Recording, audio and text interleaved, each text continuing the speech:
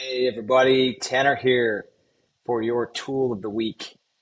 I feel like I've done this tool concept, I don't not a dozen times, but it's definitely at my top five of topics, of tools, um, resources as far as like success habits, keystone habits for me.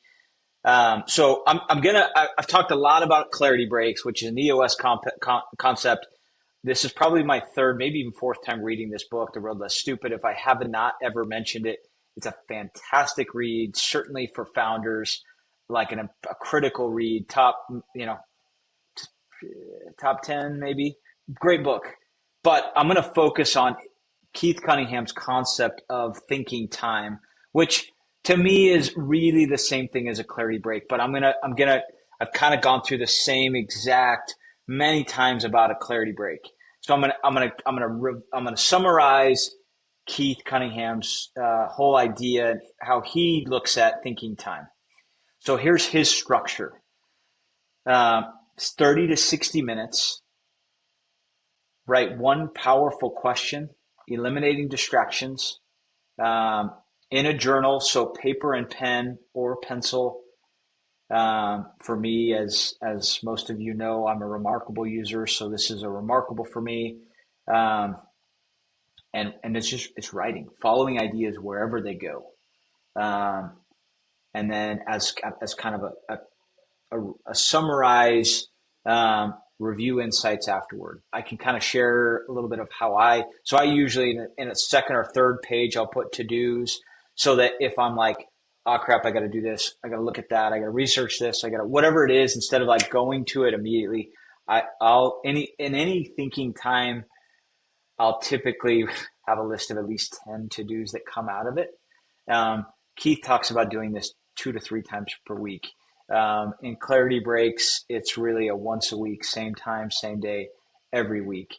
I think I've included in this deck, if you choose to download, the same format, my clarity break format. If you just want to compare contrast, think about it.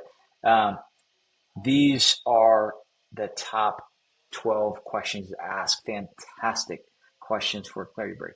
What problem am I really trying to solve? What assumptions am I making that might be wrong? What are the second and third order consequences of this decision? What would have to be true for this to work?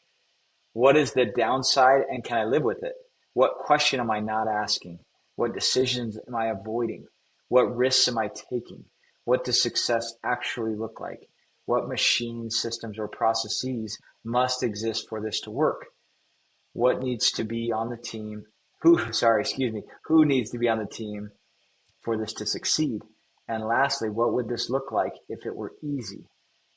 Incredible questions to spend 30 to 60 minutes writing.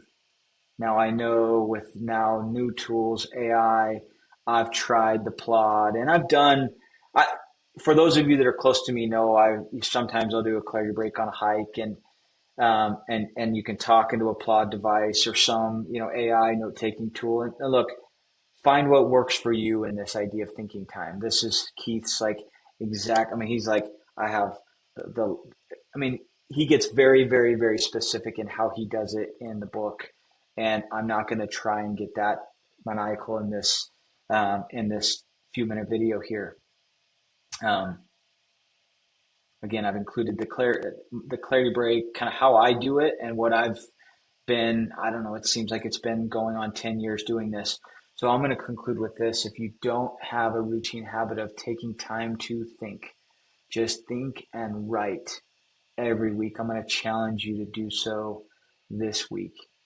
Extremely powerful. You've got things that are troubling you. You got decisions to make. You want to identify opportunities. These are where clarity breaks are extremely powerful. And look, I don't know, but I don't think AI should be doing all your thinking for you. So I feel like everyone in my universe, people I've been watching, it seems like we're all outsourcing our thoughts to AI now. Man, I don't know. I mean, that's that's seeing that there's no longer insights, impression, personal revelation, whatever you want to call that, and that provides that all of my experience don't really mean anything. So take some time to think this week. Have an awesome week.